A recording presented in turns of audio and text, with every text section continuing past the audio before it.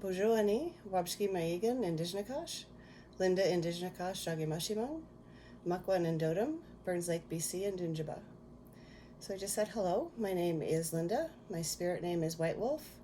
I am Wasutan from Burns Lake, BC, but most of my teachings are in Anishinaabe, and that's the language that I'm very babyish learning. I'm at about a 2-year-old stage, I'd say. I sit with the Bear Clan, and I'm White Wolf. Did I say that one already?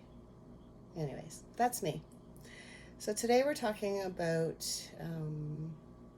tokenism, or appropriation is another word that you can use for it within the classrooms. And this is a really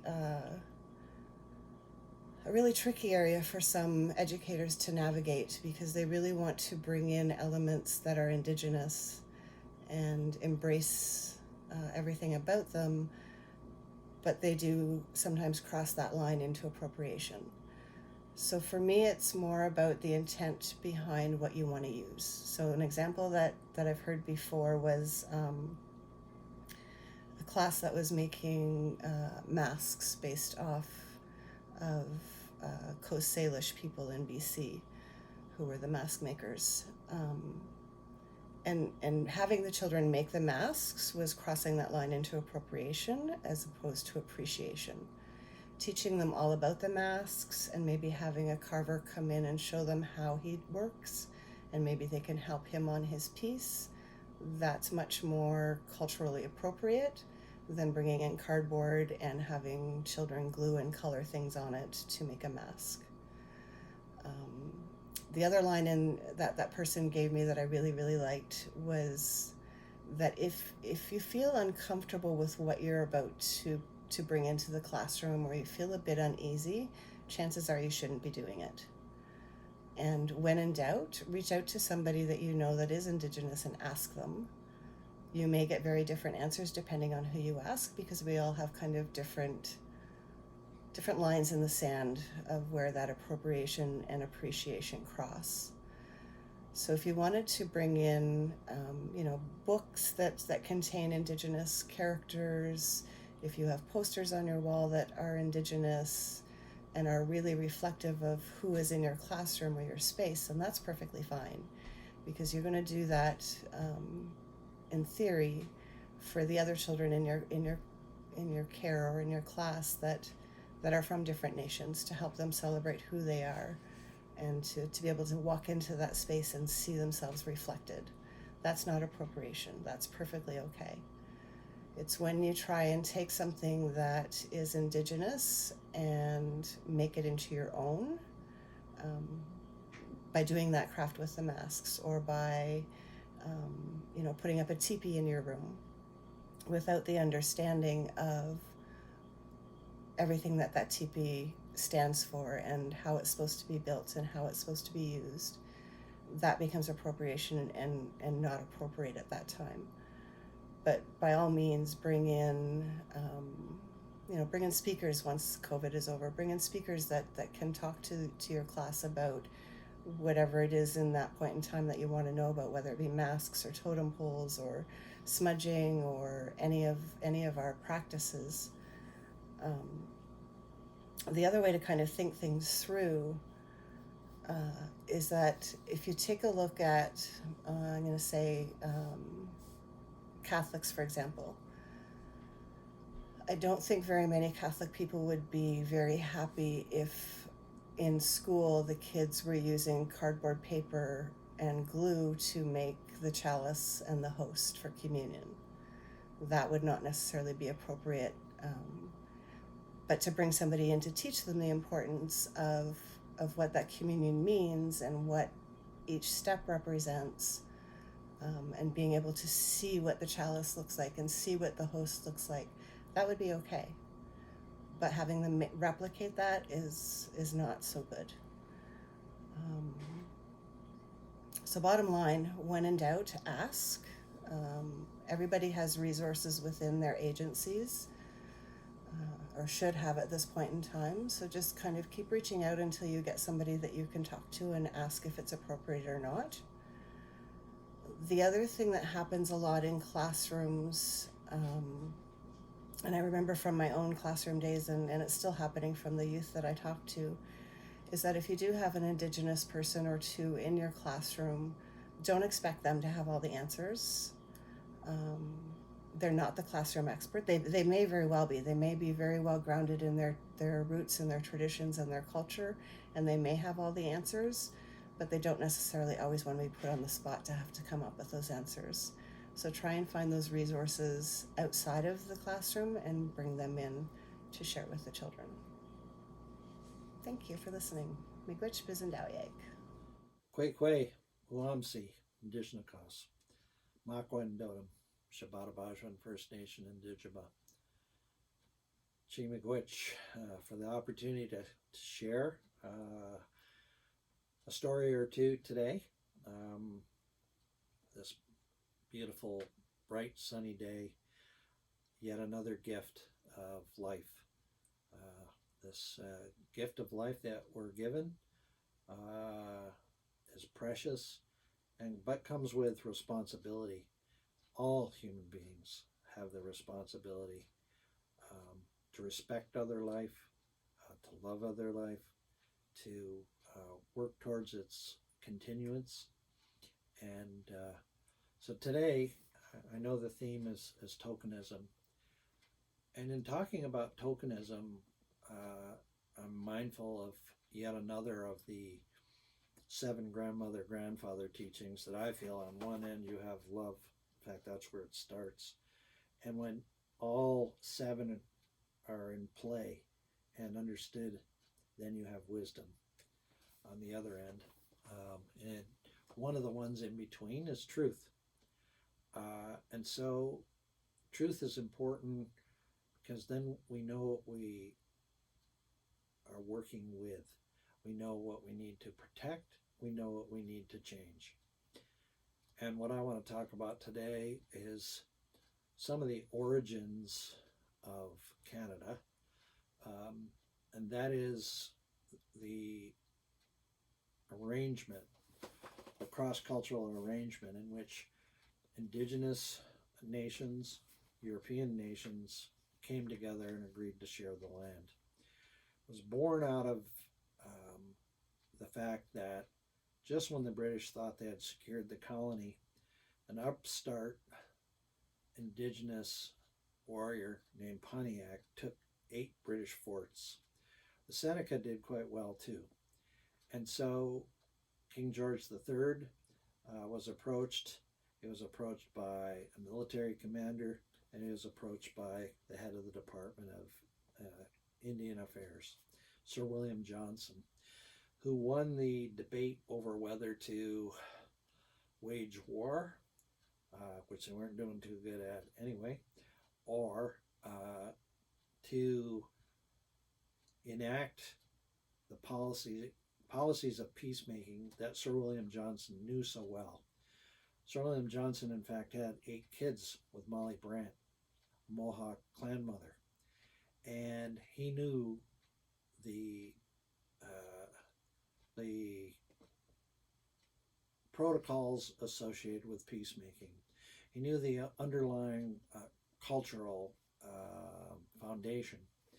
And so he went about, well, first of all, King George III agreed with Sir William Johnson, issued the Proclamation of 1763, which said that created a line, in fact, just north of Perth here, but it transected the eastern seaboard of North America.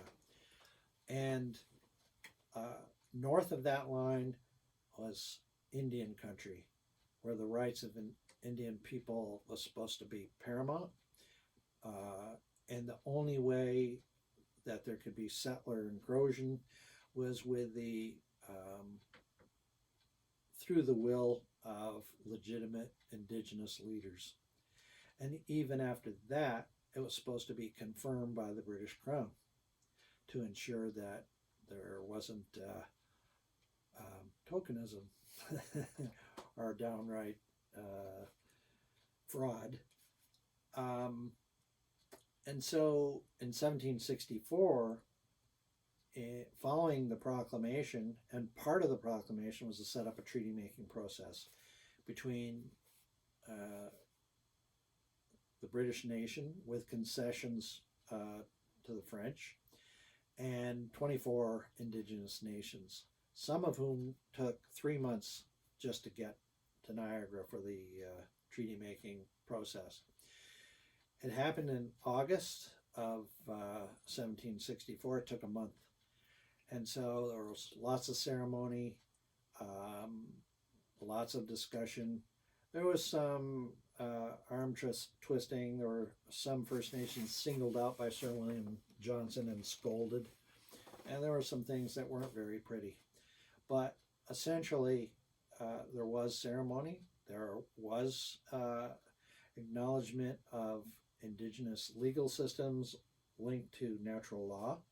There was concern by those 2,000 delegates representing those 24 First Nations that Europeans had been cutting trees at an alarming rate. They didn't feel that they had the right relationship with the forest. And they were also concerned there was overfishing. And the bottom line is they felt that there was a disconnect from that life, a reverence, an appreciation of other life forms. There was, as we know, there was a patriarchy, so matrilineal leadership wasn't respected by the Europeans. They had hundreds of years of persecuting their own women.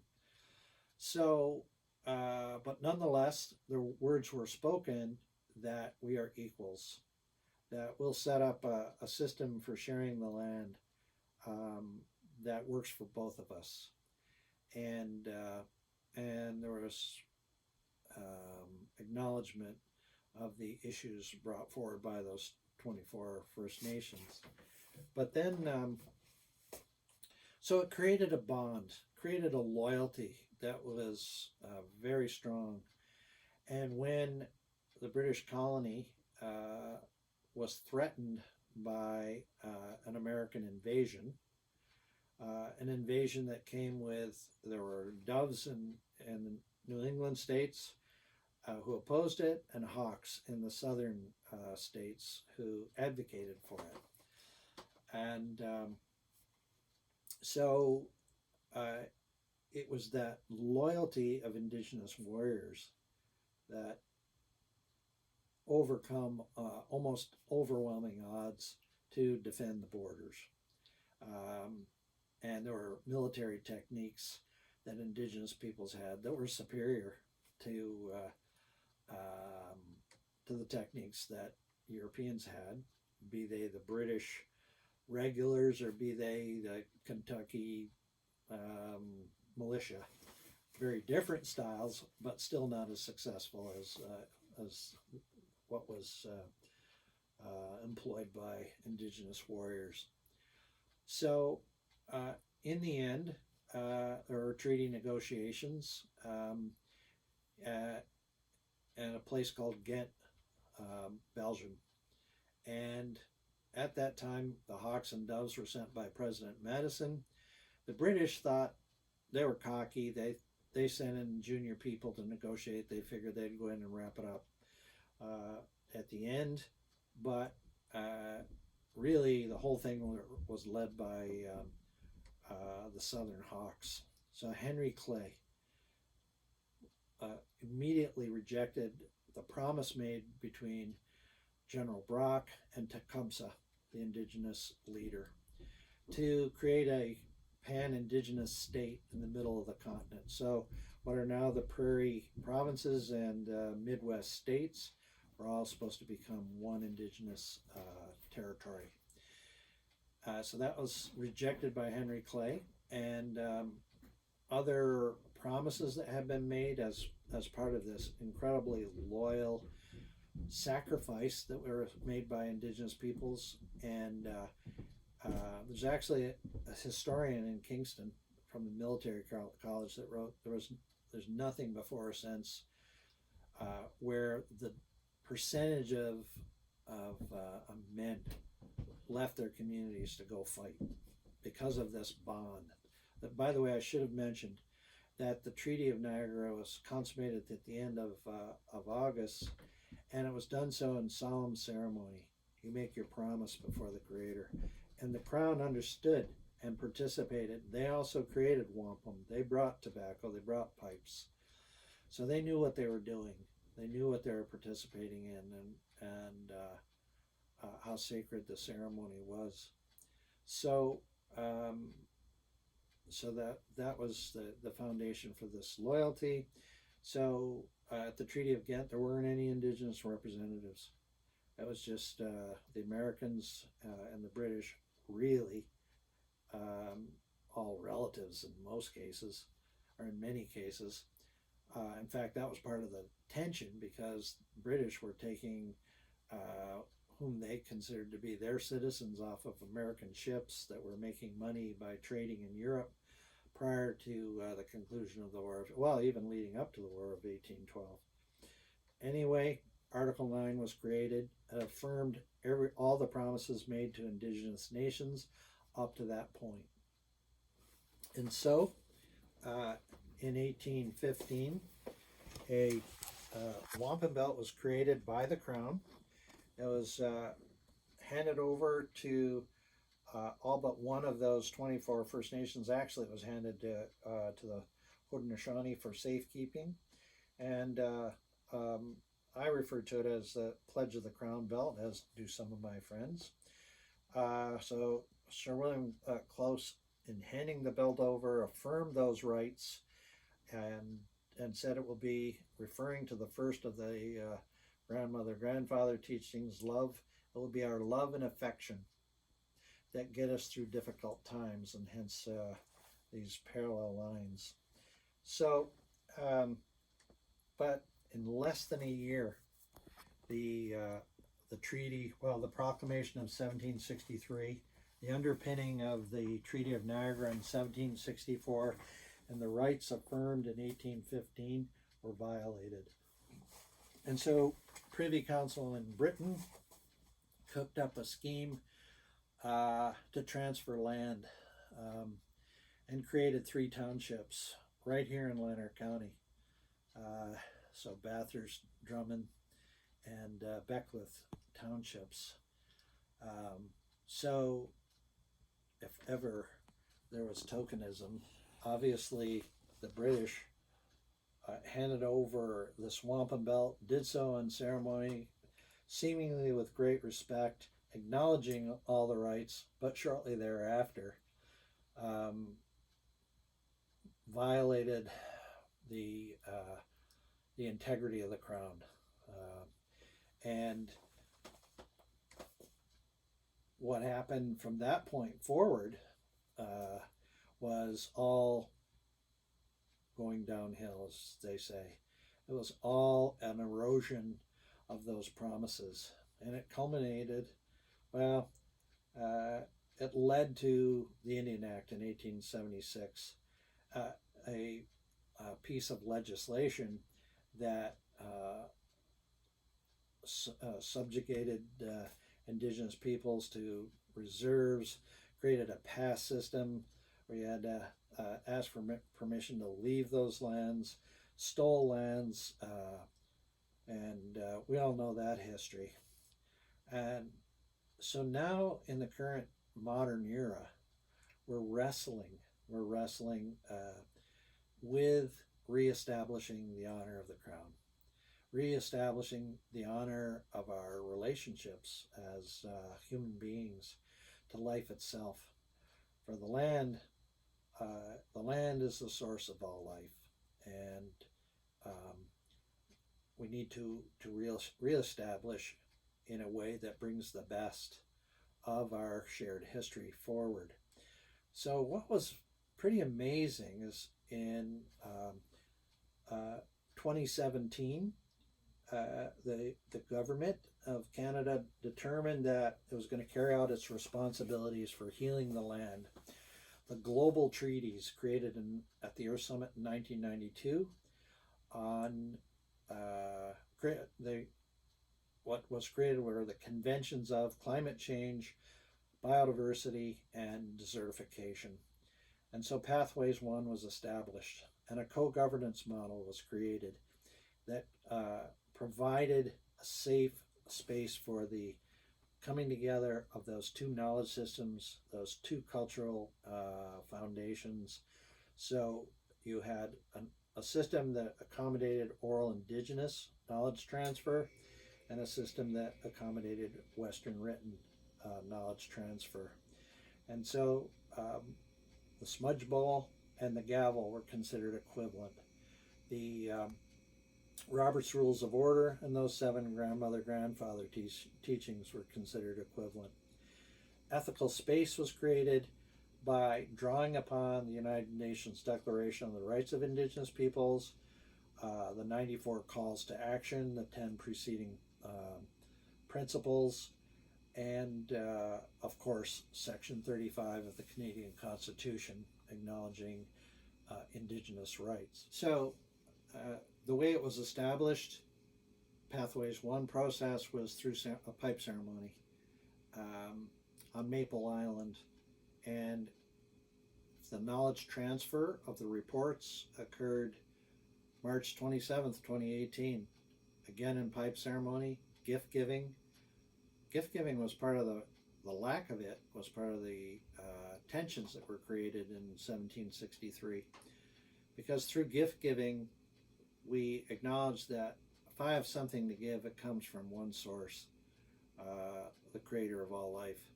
And in giving it to you, I'm acknowledging that you and I are equal, and we are sacred in that creation. So the ceremony included the pipe ceremony to open it, honor songs from the drum. So our laws are expressed orally, but not only in just regular conversation, but in song. And there's much that can be conveyed through song. So we did that. And with Dr. Reg Croshoe, we did a Blackfoot song, and we did some Algonquin songs, all led by Barry Sarzan. And we did the gift giving exchange. Of course, we handed over the reports. They were wrapped in prayer cloth, smudged, and the co-chairs gave an oral presentation, summary of what was in those reports. That was videotaped, and the written reports had copyright. The oral presentation videotaped were had QR codes on them, so that they were given the same protection. So that created a agreement on how a modern agreement, done the way that it should have been done, the way that Canada came together in the first place. It was done through ceremony, and ceremony that was inclusive of our two foundational societies and governments.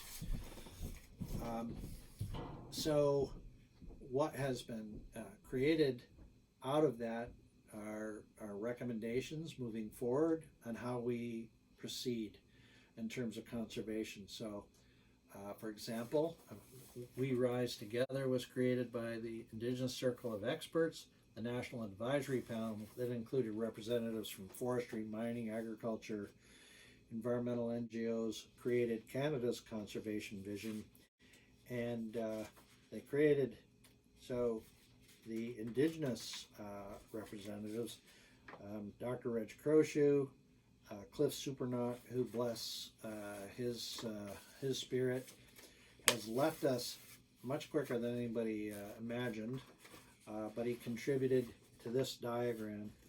So we shaped the earth into a heart, because it symbolizes that first law, that when we love something, we take a lot better care of it than when we see it as a resource, a commodity, and we think we're superior to all other forms of life.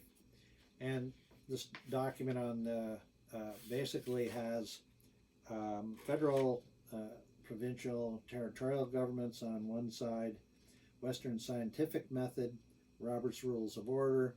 On the Indigenous side, First Nation, Inuit, and Métis, Indigenous ways of knowing, and an oral tradition system. Much more to this, but I just wanted to give a sample of some of the recommendations that came out of this process.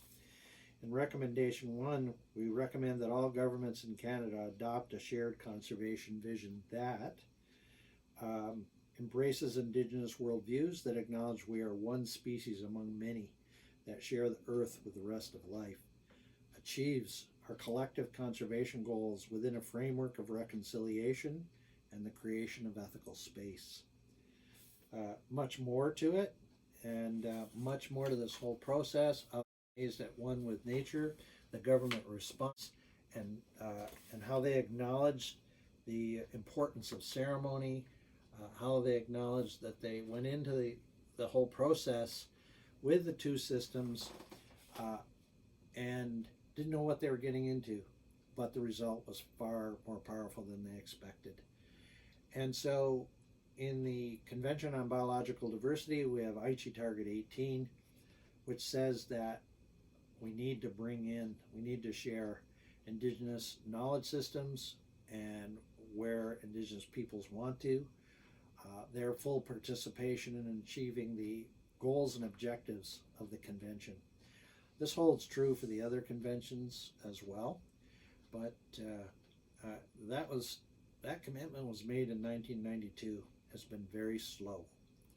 So there's still too much tokenism where people, especially those in positions of power, Western science itself, still feels that it's still has this supercilious attitude, the very kind of attitude that resulted in thinking one way of knowing was superior to the other, that children needed to be taken from their parents and subjected to the superior system. And so that's still part of the Western science community. It's still part of policing. It's still creating all kinds of problems, whether it's missing, murdered Indigenous women and girls, or just the impact it's having on our other relatives, the other life forms or species that we find upon Mother Earth. Hence the continued decline of biodiversity.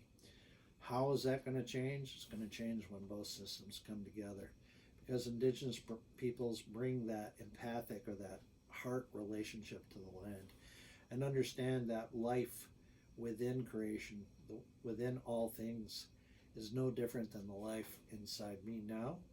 It's that life throughout from one end of the universe to the other, and that there are laws associated with it. They aren't that complicated. There are those 7 gifts or laws or teachings, and we need to change our approach, change our way of living, the way we walk upon the earth. We need to be more respectful of each other and of all of life. And when that happens, we'll have that transformation. We'll have a chance, we'll have a future for our children and 7 generations forward. But we're still suffering from tokenism.